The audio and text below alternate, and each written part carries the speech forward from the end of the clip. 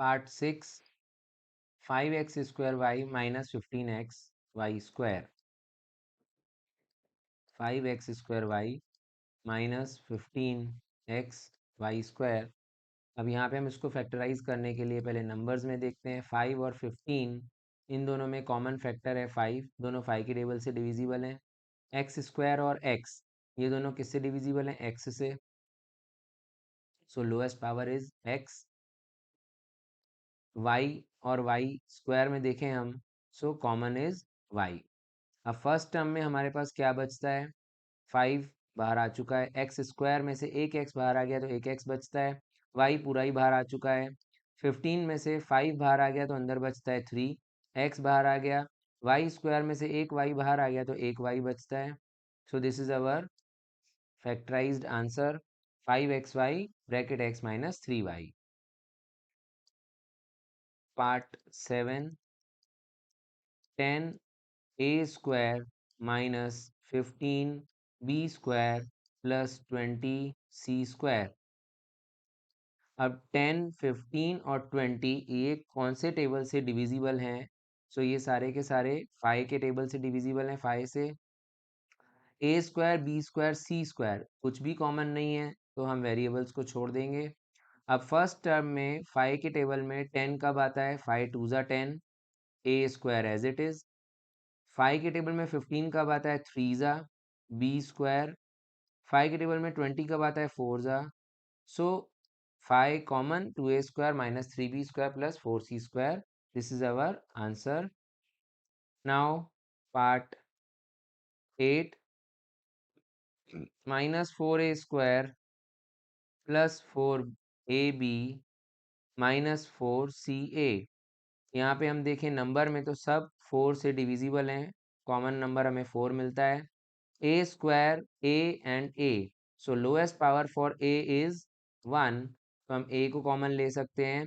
यहाँ पे 4a² में से 4a कॉमन आ गया तो एक तो माइनस का साइन बचेगा, 4 बाहर आ चुका है, a² में से एक a बाहर आ गया तो एक a बचा।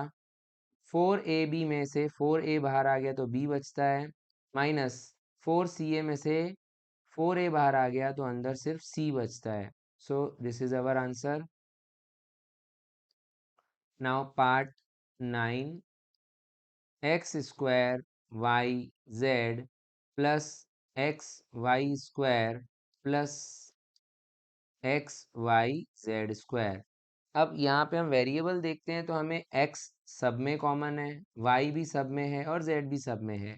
तो हम इसकी लोएस्ट पावर पे देखेंगे। यहाँ पे x² है, x1 यहाँ पे 1, so lowest power of variable x is 1, तो x कॉमन हो जाएगा।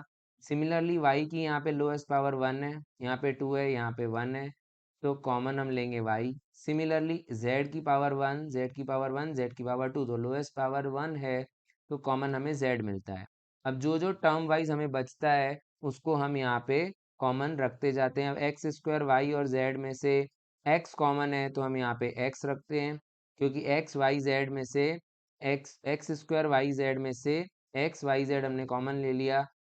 2x थे, एक x बाहर आ गया तो क्या बचा? सिर्फ एक x।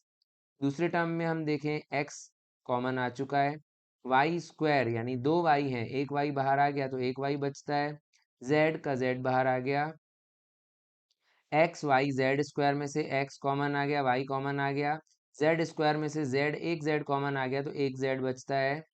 So this is our final factorised answer xyz x plus y plus z। Part 10 ax² y plus bxy² plus cxz। यहाँ पे हम देखते हैं कि वेरिएबल्स कोई नंबर नहीं है, वेरिएबल्स ही हैं।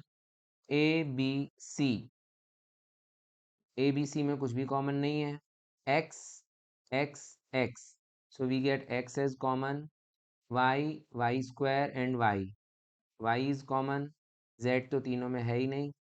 तो फर्स्ट टर्म में x और y कॉमन निकालने के बाद हमारे पास क्या बचता है? a बचता है, x² यानी 2x थे, एक x बाहर, एक x अंदर बच गया।